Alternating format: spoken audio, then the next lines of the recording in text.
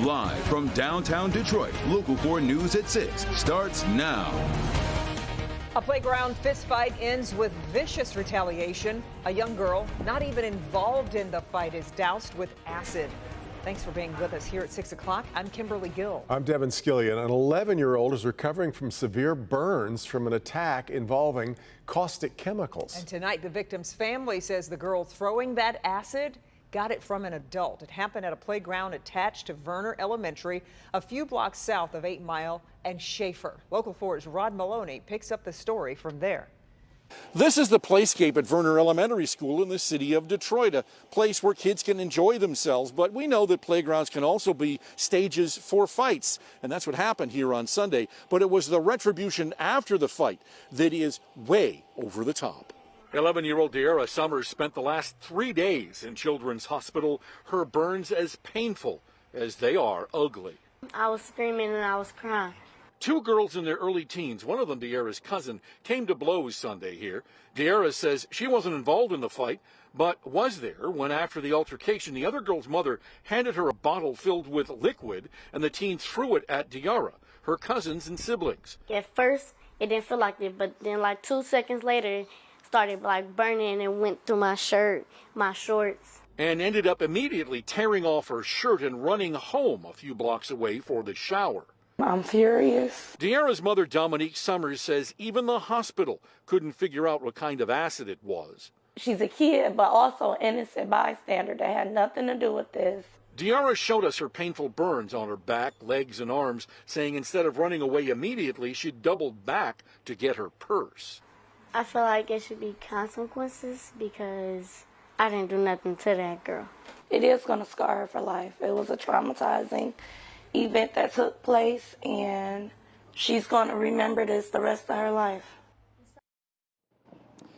And so what this apparently was a young girl saying, hey, if you want to mess with me, this is the kind of trouble that you're going to find.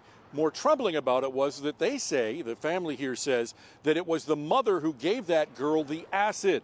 And so the Detroit Police Department has a report. They are investigating and are looking as to whether there ought to be any charges here. We'll have to update you on that when we get more. Back to you. Well, Ron, what is Dominique Summers saying about the other mother's conduct? Well, she is very angry at the other mother because she can't even begin to understand why you would get acid and give it to a child. But more than that, she said, look, if there were problems with these kids, you could have come and talked to me and we could have worked something out. But that didn't happen. So we'll just have to wait and see. Yeah, got it. All right, Rod. A member of the Detroit Board of Police Commissioners has resigned his post after undercover deputies say they found him with a prostitute in his truck. Brian Ferguson has been cited for indecent and lewd conduct. Investigators say he was spotted at 7 a.m. yesterday near Schoolcraft in Sorrento with a known prostitute in his truck. Deputies also say Ferguson told them he was a police commissioner and asked, quote, "Can you help me out?" He was given a misdemeanor citation, which quickly went public. Ferguson put out a statement yesterday claiming the allegation was, quote, untrue and a, quote, big misunderstanding, saying he would step away from attending Board of Police Commissioner meetings. But today he put out another statement saying in part, quote, after further consideration of the best interests of my family and the board, I'm choosing to resign. End quote. We tried to reach Ferguson for comment on the incident, but he was not available. 3 local police departments worked together to bust a mail theft ring. It's believed 4 men were stealing from mailboxes in Shelby Township and neighboring communities. Police say the men were looking for personal checks, which one of them would then wash, replacing the intended recipient's name with a new one. Police from Shelby, Rochester, and the Oakland County Sheriff's Office found the suspect's vehicle. They seized cell phones along with what they believe was stolen mail. They've requested warrants now on 4 men from Detroit, 4 men who right now remain at large. A woman from Ann Arbor is suing her former colleagues at Veterans Affairs Ann Arbor because she says she faced discrimination and harassment in the workplace. Megan Woods joins us live with more on this story. Megan. Kimberly, those allegations are outlined in this 16-page federal court document. Now, this woman, she's saying this happened in the 3 years she was working in the public safety department at the VA Ann Arbor. When I got there, people even asked me, how long were you going to last? After 23 years, Dina Leith retired from Detroit Police Department in 2017, and in July 2018, she was hired at Veteran Affairs Ann Arbor Public Safety and says she was the only woman in the department other than a clerk assistant. I'm used to petty, being in the military and being in police, and you deal with egos. But what drew the line was they violated someone's rights. And I call that out. Her attorney, Dionne Webster Cox, says the alleged mistreatment and discrimination included physically blocking her from getting to her office mailbox. One day comes to her mailbox and she sees a manual that's over 20 years old showing her how to interact with others. Nothing recent. It was just used as a form of harassment. Leith said she did alert her superiors, but her claims were ignored, and she resigned in May 2021. In March 2023, she received a right to sue letter from the Equal Employment Opportunity Commission, EEOC. This federal lawsuit is against Lieutenant James Victorian and Officer Shane Haynes. Leith's attorney says she also included Secretary of Veteran Affairs Dennis R. McDonough to send a message. You've got a problem at your house.